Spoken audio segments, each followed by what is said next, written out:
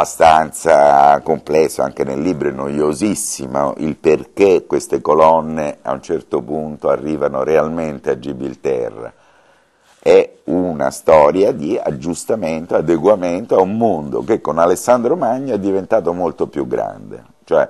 mentre gli antichi ragionavano su un mondo che andava più o meno dal Caucaso alla Sardegna, al canale di Sicilia, diciamo, a Cartagine si sapeva, ma poco si sapeva più in là, al momento che Alessandro conquista fino al Gange, per amor di simmetria, visto che Cartagine ormai è caduta, viene spostato anche il confine occidentale di quel mondo. Si stabilisce che il nuovo centro del mondo greco è Rodi e non più Delfi, per cui si ricrea un mondo perfettamente simmetrico. Le colonne d'Ercole era un titolo troppo bello per buttarlo via, viene riusato a Gibilterra. Però quelle sono colonne di Eratostene, che è stato il grande geografo che ha fatto questo adeguamento al mondo disegnato da Alessandro Magno. Cosa succede? A quel punto, se uno è arrivato a metà percorso, avendo preso tutte queste fonti per buone, anche l'altra metà del libro, continua a prenderle per buone, per cui quando Platone mi dice che quell'isola d'Occidente governava sull'intera Tirrenia, cioè il luogo delle torri, il luogo di tutte le strabilianti architetture di cui parlano tutti con ammirazione nel mondo greco, ci credo. E se Esiodo mi dice che, parlando del Lazio e della nascita del Lazio, parlando di Agrio e latino, quindi delle cose molto nostrane, molto alla matriciana, diciamo, molto casarecce, a un certo punto ci dice che gli illustri Tirsenoi, i Tirreni, costruttori di torri, governavano sulle isole sacre. In realtà si stabilisce anche un primo livello di questo termine, Tirreni, che a un certo punto dà origine al termine etruschi. Il passaggio è Tirsenoi, che in greco vuol dire costruttori di torri, Tirreni, etruschi.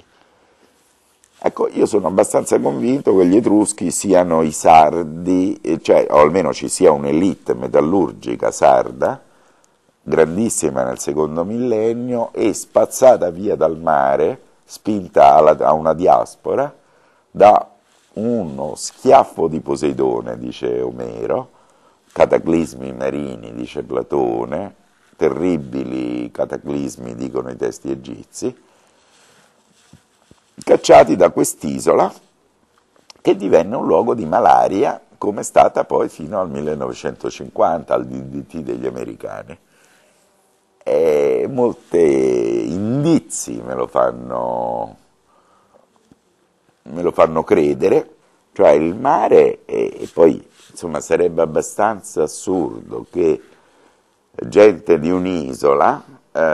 vedesse arrivare barche naviganti e li vedesse ripartire via dicendo che bravi gli altri che navigano. All'interno degli ex voto, delle reliquie del primo millennio della Sardegna noi troviamo moltissimi segnali marini. Ci sono decine e decine di barche in bronzo nuragiche, alcune che hanno addirittura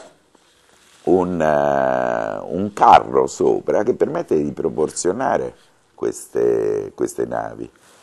Quindi abbiamo una che non so se qui va bene, poi magari ci tornerete sopra, e qui c'è un carro che dimostra che questa barchetta nuragica, come viene definita dagli archeologi, in realtà era un bastimento di una quarantina di metri, perché il carro è più o meno 5 metri. Quindi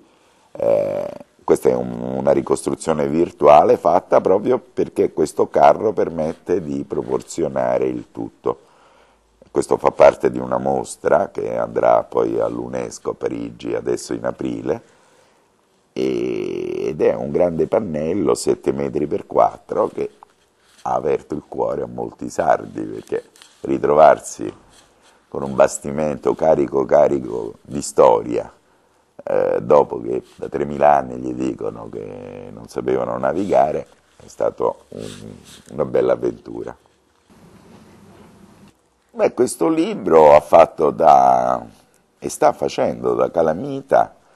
a una serie di persone curiose per bene, sta trovando molta solidarietà, perché appunto ci si trovava con un groppo di una lunga età buia, la Dark Age del Mediterraneo, per cui tutto si riposiziona, cioè troviamo appunto questi etruschi all'improvviso a 300-400 metri d'altezza, a Orte, Perugia, Arezzo, della gente nuova sulle Alpi, della gente nuova all'interno del Caucaso. È come se questo momento di cataclismi abbia spaventato a morte l'intero Mediterraneo. E quindi cambia un po' tutto. E adesso stanno arrivando anche delle bellissime prove, per esempio questa mostra mi ha portato le foto di un fotografo che col parapendio è riuscito a riprendere dei nuraghe che sono completamente seppelliti dal fango e che assomigliano in maniera incredibile ai tumuli della banditaccia, questi che vediamo sotto. Teniamo presente che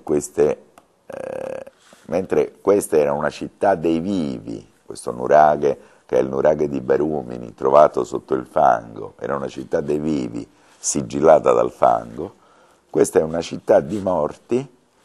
che però pagano Caronte per tornare in un'isola dell'aldilà. Io penso che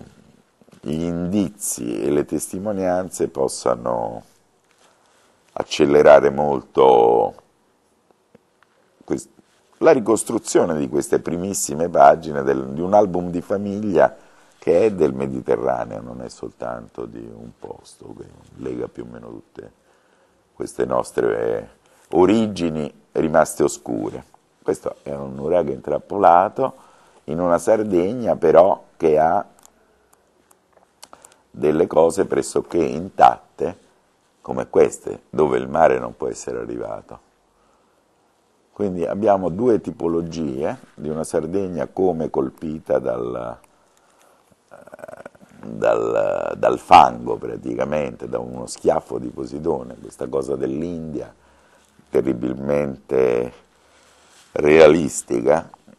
e teniamo presente che la Sardegna c'è appunto questo grande canyon che è il Campidano, che è tutto a livello del mare, e quindi se il mare ha fatto il matto non ha trovato ostacoli fino a Oristano, raschiando via tutto. E penso che sia stato uno strazio un po' per tutto il Mediterraneo, oltre che per